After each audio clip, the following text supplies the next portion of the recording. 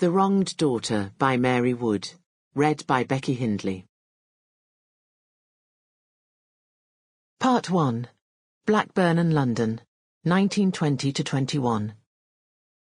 Mags and Harold. Uncertainties mar happiness. Chapter 1. Mags held on to the back of the chair and stared across at the doctor. What he was saying didn't seem possible. Not my dear mother. No. Mother has always been strong. I'm sorry, but there's only tender, loving care that can be given to ease her passing. I can arrange for a nurse to come and stay. She will administer oxygen when needed, and the medication that I shall prescribe.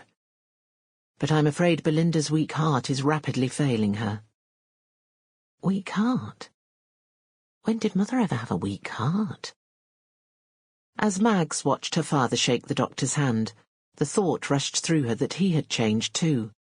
His back was no longer ramrod straight, and his hair, which had been greying at the temples, was now almost white. Why hadn't she ever noticed how heavily he leaned on his stick?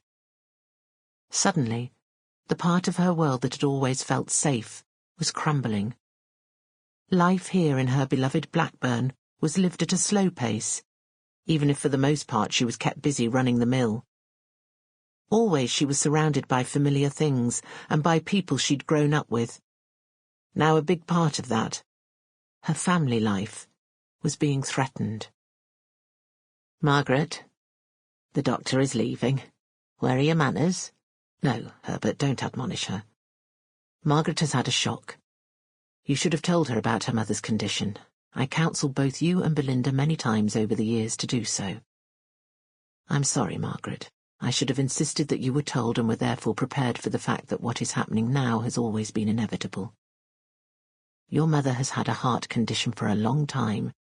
It has been like an unexploded bomb. Anything could have triggered it to fail, and at any time. I'm sorry. Truly sorry. But she only has days left to live.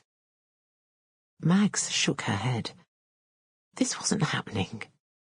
How could she have missed the signs? Yes, Mother was frequently breathless and her skin and lips often had a blue tinge, but she had said it was an asthmatic condition and was under control. Sit down, Margaret. Let yourself absorb this terrible news. Are you feeling unwell yourself? You seem to have lost a lot of weight when you could ill afford to lose any. Backing onto the chair behind her, Mags tried to control the shaking of her limbs.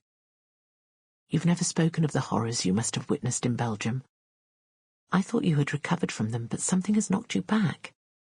At the winter ball, with your nice young man by your side, Harold, that's his name, isn't it? Mags nodded. You seemed your old self. But since returning from your stay at his home, I have seen a change in you each time I have visited your mother. Something had indeed knocked Mags back. Something that gave her nightmares. Memories flooded her mind. The war, meeting and forming a strong relationship with the lovely Flora and Ella as they set out, 3 young girls full of courage and yet needing each other's support. Then learning how Flora was rejected by her family, and Ella abandoned by hers, and seeing Flora's happiness as her brother Harold had begun to show her a little affection, and how this had led to Mags meeting Harold herself and being swept off her feet by him. But then, the awful events that led to the image that haunted Mags. Seeing Harold and Flora's mother sprawled on the floor, her head smashed on the fender. Without her wanting it to happen, Mags's bottom lip quivered and stinging tears begged to be released. She looked up into Dr. Lang's kindly face. His words had triggered the memories, and as she let in the full horror of what had happened, other wounds opened. Images of her wartime experience flashed before her. The sweating face of the German soldier as he raped her. She could still hear his triumphant grunting and the cheering of his fellow soldiers as they egged him on. But above their chants, the screams of Floors, dear Floors, as she fought against another of the lusting soldiers. How can I ever recover from that? Or from the constant stream of faces of wounded and dying men, who seemed to be drowning in a sea of blood?